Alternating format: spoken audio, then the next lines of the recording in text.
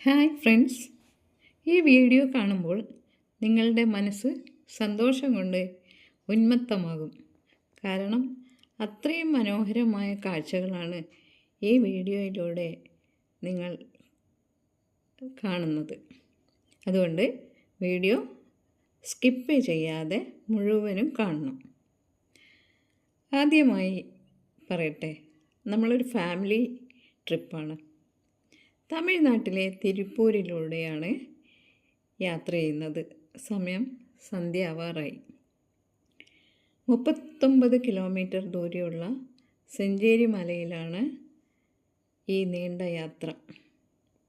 അവിടെ മുരുകൻ്റെ ഒരു ക്ഷേത്രമുണ്ട്, അതും കുന്നിൻ മുകളിൽ. നമ്മൾ 39 കിലോമീറ്റർ സഞ്ചരിച്ച് വേണം ഈ ക്ഷേത്രത്തിൽ എത്താൻ. പക്ഷേ അതിനേക്കാളും ഉപരി യാത്രയിൽ ഉടനീളം കാണുന്ന പ്രകൃതി ഭംഗി നിങ്ങളെ അമ്പരപ്പിക്കും. അപ്പോൾ നമ്മൾ തിരുപ്പൂരിലാണ് ഉള്ളതെന്ന് പറഞ്ഞല്ലോ. തമിഴ്നാട്ടിൻ്റെ ആസ്ഥാനമാണ് സത്യത്തിൽ തിരുപ്പൂർ. ഒക്ടോബർ 2008 രൂപീകൃതമായ തമിഴ്നാടിലെ ഒരു ജില്ലയാണ് തിരുപ്പൂർ. കോയമ്പത്തൂർ ജില്ലയും ഈറോഡ് ജില്ലയും വിഭജിച്ചാണ് തിരുപ്പൂർ രൂപീകൃതമായത്. തിരുപ്പൂർ, ആവിനാശി, പല്ലടം, ധരാപുരം, കങ്കയം, മടത്തുകുളം, ഉദുമൽപേട്ട തുടങ്ങിയ താലൂക്കുകളാണ് ഈ ജില്ലയിലുള്ളത്. തമിഴ്നാട്ടിലെ വികസനം ഉള്ളതും നല്ല റവന്യൂ വരുമാനം ലഭിക്കുന്ന ജില്ലകളിൽ ഒന്നാണിത്. ബനിയൻ വ്യവസായം, പരുത്തി വിപണി, വെണ്ണ തുടങ്ങിയവയ്ക്ക് പ്രശസ്തമാണ് ഈ ജില്ല. തിരുപ്പൂർ തമിഴ്നാടിൻ്റെ വ്യവസായ കേന്ദ്രമാണെന്ന് പറഞ്ഞല്ലോ. പക്ഷേ നമ്മളിപ്പോൾ പോകുന്നത് ഗ്രാമീണ പാതയിലൂടെയാണ്. നമുക്ക് എവിടെ ചെന്നാലും, തമിഴ്നാട്ടിൻ്റെ എവിടെ ചെന്നാലും ഈ കൃഷിയും ഒക്കെ കൂടിയുള്ള ഒരു ഗ്രാമാന്തരീക്ഷം കാണാം. സത്യത്തിൽ ഇപ്പോൾ ഞാൻ നമ്മുടെ നാടിനെ പറ്റി ഓർത്ത് ലജ്ജിക്കുകയാണ്. ഇവിടെയാണെങ്കിൽ എപ്പോഴും കഠിനാധ്വാനം ചെയ്യുന്ന ആളുകൾ. ഒരു സ്ഥലം ബാക്കി വയ്ക്കില്ല, ഒരു തരിശുഭൂമി കാണാനില്ല. എവിടെയും അവർ കൃഷി ചെയ്യുന്നു. ഇതൊക്കെ ഈ തൊഴിലാളികളുടെ വീടുകളാണെന്ന് തോന്നുന്നു. ഒരു ചെറിയ ഒരു കോളനി. കുറച്ചുകൂടി സാമ്പത്തിക നിലയുള്ളവരായിരിക്കാം അവിടെ. പിന്നെ ഈ തൊട്ട് കാണുന്നതൊക്കെ വളരെ പാവപ്പെട്ടവരുടെ വീടുകളാണ്. ഇപ്പോൾ നമ്മൾ അസ്തമിക്കാറായ സൂര്യനെതിരെ വണ്ടി ഓടിക്കുകയാണ്.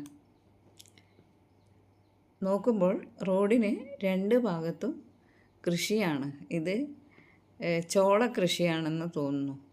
നല്ല മഞ്ഞ നിറത്തിൽ വിളവെടുക്കാനായിട്ടുണ്ട്. തിരുപ്പൂരിനെ പറ്റി ഞാൻ കുറച്ച് കാര്യങ്ങളും കൂടെ പറഞ്ഞുതരാം. തമിഴ്നാട്ടിലെ നോയൽ നദിയുടെ തീരത്താണ് ഈ ടെക്സ്റ്റൈൽ നഗരമായ തിരുപ്പൂർ സ്ഥിതി ചെയ്യുന്നത്. സോക്സ്, ബനിയൻ, അടിവസ്ത്രങ്ങൾ എന്നീ തുണിത്തരങ്ങളാണ് ഇവിടെ പ്രധാനമായും ഉൽപ്പാദിപ്പിക്കുന്നത്. തിരുപ്പൂർ ജില്ലാ ആസ്ഥാനമായ ഇവിടെ നിന്ന് വളരെ അടുത്താണ് പ്രധാന നഗരമായ കോയമ്പത്തൂർ. സമുദ്രനിരപ്പിൽ ഏകദേശം 295 മീറ്റർ ഉയരത്തിലാണ് ഈ നഗരം സ്ഥിതി ചെയ്യുന്നത്.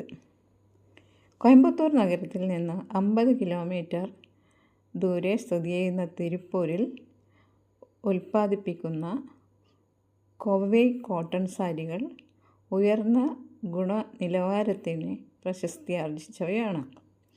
പരുത്തി സാരികളും ആർട്ട് സാരികളും ടവലുകൾ, അടിവസ്ത്രങ്ങൾ, വിരിപ്പുകൾ മുതലായവയും ഇവിടെ വൻതോതിൽ ഉൽപ്പാദിപ്പിക്കുന്നു.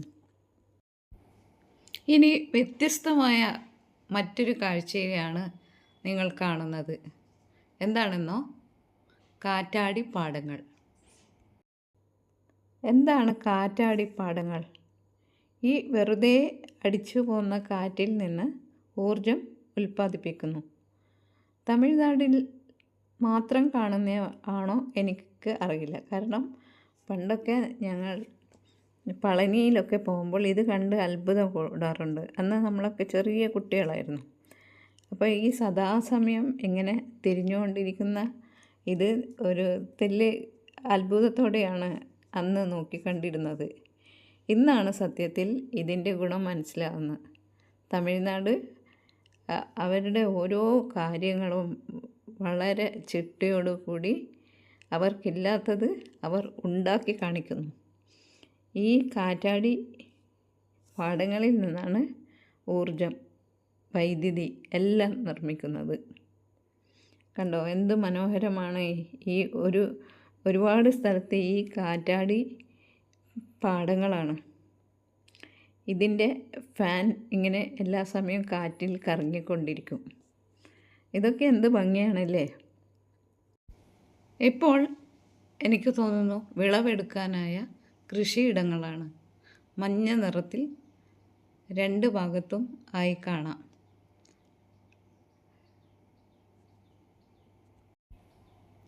കണ്ണെത്താ ദൂരത്തിൽ വ്യാപിച്ചു കിടക്കുകയാണ് ഇവിടുത്തെ കൃഷിയിടങ്ങൾ.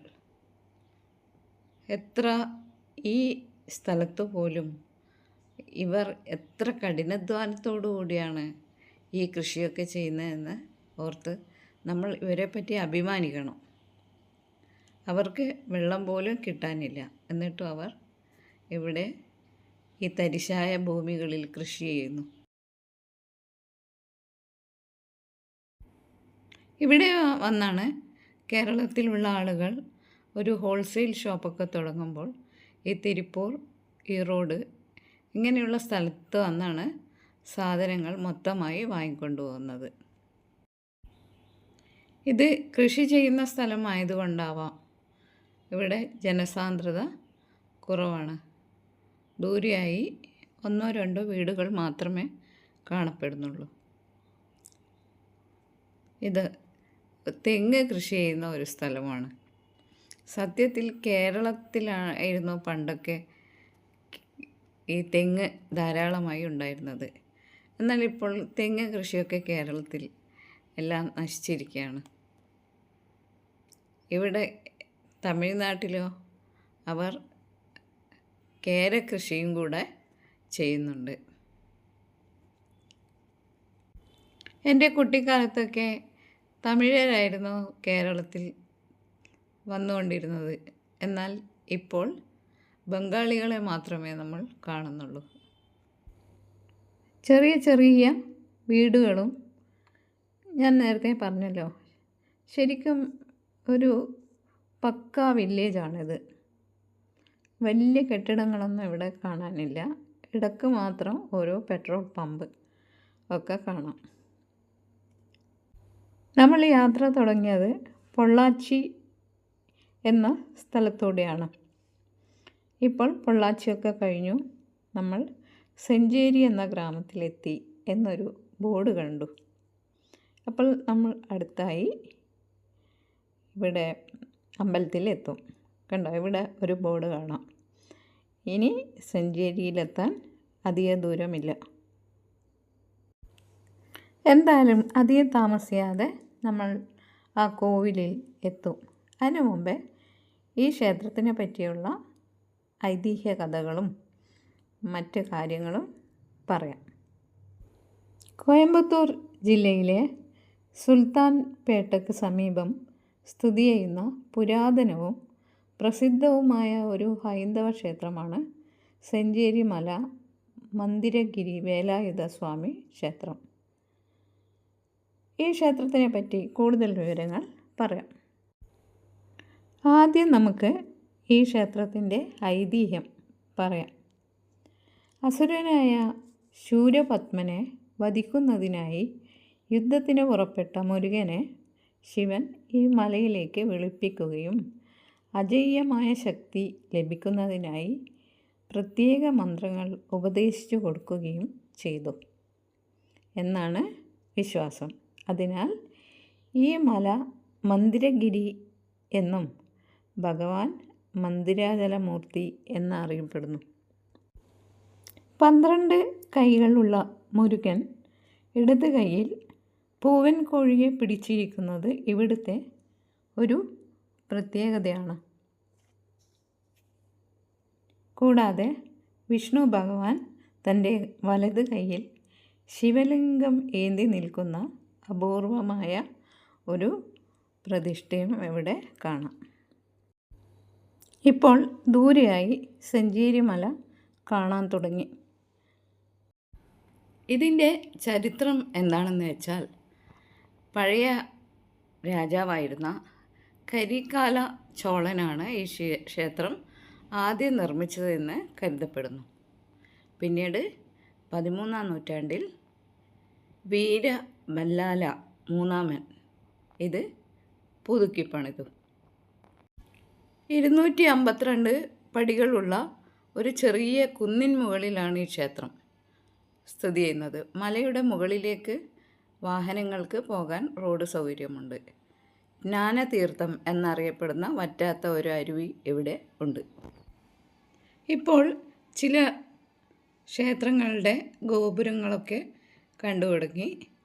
ഇപ്പോൾ നമ്മൾ സാധാരണയായി ഈ ഏതെങ്കിലും അമ്പലം ഉണ്ടാകുമ്പോൾ അതിൻ്റെ പരിസരത്ത് ആ അമ്പലത്തിനെ ചുറ്റിപ്പറ്റി ജീവിക്കുന്ന കുറേ ആളുകൾ കാണാം. അപ്പോൾ അമ്പലങ്ങളുടെ അടുത്ത് തന്നെ ഇപ്പോൾ നമ്മൾ പളനിയൊക്കെ പോകുമ്പോൾ അങ്ങനെയൊക്കെ കാണാറുണ്ട്. എൻ്റെ ചുറ്റിലും കുറേ ഭക്തന്മാരും പിന്നെ അതിനെ ചുറ്റിപ്പറ്റി ജീവിക്കുന്ന കുറേ ആളുകളും. അതുപോലെയാണ് ഇവിടെയും കാണുന്നത്. ഈ ഭാഗത്ത് കുറേ ചെറിയ ചെറിയ വീടുകളും മറ്റും ഉണ്ട്. ഇപ്പോൾ നമ്മൾ മറ്റൊരു ഭാഗത്തേക്ക് വണ്ടി തിരിഞ്ഞു. തൊട്ടടുത്ത് ഇപ്പോൾ കാണുന്നതാണ് എൻട്രൻസ്. ഇത് വാഹനത്തിലൂടെ പോകുന്നവർക്കുള്ള ഒരു വഴിയാണ്, റോഡാണ്. അപ്പോൾ ഒരു പാറകളൊക്കെ പൊട്ടിച്ച് അങ്ങനെ ഉണ്ടാക്കിയ റോഡാണിത്. നല്ല സ്മൂത്തായി നമുക്ക് മുകളിലേക്ക് കയറാം. ഇപ്പം ഞാൻ നേരത്തെ പറഞ്ഞിട്ടുണ്ട്, 252 പടികളുള്ള മറ്റൊരു വഴിയും കൂടെ ഉണ്ട്. അത് കയറി വേണമെങ്കിൽ അങ്ങനെയും പോകാം. ഇപ്പോൾ നമ്മൾ അമ്പലത്തിന് ഏറ്റവും മുകളിലെത്തി. നല്ല കയറ്റമാണ് കേട്ടോ. അപ്പോൾ സെക്യൂരിറ്റി നമ്മളോട് വണ്ടി പാർക്ക് ചെയ്യാനുള്ള സ്ഥലമൊക്കെ കാണിച്ചു തന്നു. നമ്മൾ വളരെ ഭദ്രമായി പാർക്കിംഗ് ഏരിയയിൽ പോയി അവിടെ വണ്ടി പാർക്ക് ചെയ്തു. ഇനി നമുക്ക് തിരിച്ച് അമ്പലത്തിലേക്ക് പോകണം. പക്ഷേ അതിനു മുമ്പ് ഈ പരിസരങ്ങളൊക്കെ ശ്രദ്ധിച്ചു. അയ്യോ, അത് അതിമനോഹരം എന്ന് പറയാം. താഴ്വാരം പോലെ. ഇപ്പോൾ നമ്മൾ നിൽക്കുന്നത് ഒരു കുന്നിൻ മുകളിലാണല്ലോ. അത് താഴെ മനോഹരമായ കാഴ്ചകളാണ്. താഴെയുള്ള റോഡിലൂടെ വാഹനങ്ങൾ പോകുന്നത് കാണാം. പക്ഷേ അതിലുപരി നിറഞ്ഞ പച്ചപ്പാണ്. ദൂരെ ഒരു വഴി കാണുന്നുണ്ട്. നേരെ അതിലൂടെ ഒരു 20 കിലോമീറ്റർ പോയാൽ പളനിയിലെത്താം എന്ന് നമ്മുടെ ഡ്രൈവർ പറഞ്ഞു. അപ്പോൾ ഇത് കാണേണ്ട കാഴ്ച തന്നെയാണ് കേട്ടോ. എന്തൊരു സന്തോഷം തോന്നുന്നു അറിയാം. അപ്പോൾ നമ്മൾ ക്ഷേത്രത്തിനകത്തേക്ക് ഇപ്പോൾ കയറി. ആദ്യ പ്രതിഷ്ഠ ശിവൻ്റേതാണ്. അവിടെ ചെന്ന് എല്ലാവരും ആദ്യമായി അവിടെ പ്രാർത്ഥിക്കുന്നു. പിന്നെ അടുത്തത് അനന്തനാണ് ഈ പ്രതിഷ്ഠ. പിന്നെ നമുക്ക് ഇവിടെ നിന്ന് കാണാം താഴെ മനോഹരമായ ഒരു ഗ്രാമം. ഈ മുകളിൽ നിൽക്കുമ്പോൾ ഭംഗിയുള്ള സ്ഥലങ്ങളാണ് താഴെ. ഇപ്പോൾ ഇവിടെ എന്തോ പണി നടന്നുകൊണ്ടിരിക്കുകയാണ്. ഏതെങ്കിലും ദൈവത്തിൻ്റെ പുനർപ്രതിഷ്ഠയോ അങ്ങനെ എന്തെങ്കിലും ആയിരിക്കും. പക്ഷേ മുരുകൻ്റെ ഈ നടയിൽ നമുക്ക് പോയി അടുത്ത് ചെന്ന് പ്രാർത്ഥിക്കാം. തൊട്ടടുത്തായി മുരുകൻ്റെ ശൂലവും പ്രതിഷ്ഠിച്ചിട്ടുണ്ട്. അവിടെയും പ്രാർത്ഥിച്ച് കഴിഞ്ഞാൽ നേരെ ഇവിടെ നിന്ന് പ്രാർത്ഥിച്ച് നേരെ പ്രധാന ശ്രീകോവിലിലേക്ക് പോയി പ്രാർത്ഥിക്കാം. ഇവിടെ നട തുറക്കുന്നത് രാവിലെ 6 മണിക്കാണ്. 1 മണി വരെ കഴിഞ്ഞാൽ നടയടക്കും. പിന്നീട് ഉച്ചയ്ക്ക് ശേഷം 4 മണി മുതൽ 7:30 വരെ ഇവിടെ നട തുറന്നിരിക്കും. വൈകുന്നേരം ആണത്രേ ഒരുപാട് പൂജകളൊക്കെ നടക്കുന്നത്. ഇപ്പോൾ നല്ല സന്ധ്യ ആയല്ലോ. ചന്ദ്രൻ മാനത്തുയർന്ന് വന്ന് നമ്മളെയൊക്കെ നോക്കി ചിരിക്കുന്നുണ്ട്. അപ്പോൾ ആളുകളൊക്കെ, ഭക്തന്മാരൊക്കെ അവിടെ പൂജയൊക്കെ കഴിഞ്ഞ് തിരിച്ചു പോകുന്നത് കാണാം. മുകളിൽ തമിഴിൽ എഴുതി വച്ചിട്ടുണ്ട്. ഒരുപക്ഷെ സെഞ്ചേരി മല ക്ഷേത്രം എന്നോ അങ്ങനെ എന്തെങ്കിലും ആയിരിക്കാം. ഇപ്പോൾ ഉള്ളിൽ പ്രധാന പൂജകളൊക്കെ നടക്കുന്ന ശബ്ദം കേൾക്കാം. പക്ഷേ നമുക്ക് വീഡിയോ എടുക്കാൻ ഇവിടുന്ന് അനുവാദമില്ല. അതുകൊണ്ട് ഞാനും ഉള്ളിൽ കയറി പ്രാർത്ഥിച്ചു. പിന്നെ പുറത്തേക്ക് കടന്നു. മലമുകളിലുള്ള ഈ ക്ഷേത്രം നേരിയ നിലാവെളിച്ചം, അതിമനോഹരമായ ആംബിയൻസ് തന്നെയാണ് കേട്ടോ. ഇപ്പോൾ ഭക്തന്മാരൊക്കെ സ്റ്റെപ്പ് വഴി താഴെ ഇറങ്ങി പോകുന്നത് കണ്ടു.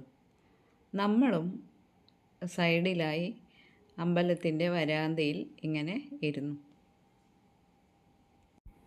എവിടെ പോയാലും ഈ തമിഴ്നാട്ടിലെ ആളുകൾ അമ്പലത്തിൻ്റെ പരിസരത്ത് ഇങ്ങനെ ഫാമിലിയായി ഇരുന്ന് സംസാരിക്കുന്നതൊക്കെ കാണാം. പിന്നെ ഇവിടെ തൊട്ടടുത്തായി ഒരു നല്ല പൂജാ സ്റ്റോറുണ്ട്. ഇപ്പോൾ ചുറ്റിലുമുള്ള പാറകളും മരങ്ങളും ഒക്കെ നിഴലുകളായി മാറിക്കൊണ്ടിരിക്കുകയാണ്. നമ്മൾ മലയിറങ്ങാൻ തുടങ്ങി.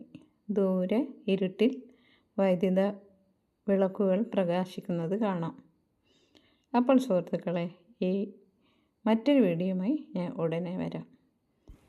ഈ മനോഹരമായ വീഡിയോ എല്ലാവർക്കും ഇഷ്ടപ്പെട്ട് കാണുമെന്ന് വിശ്വസിക്കുന്നു. അപ്പോൾ തൽക്കാലം ഗുഡ് ബൈ.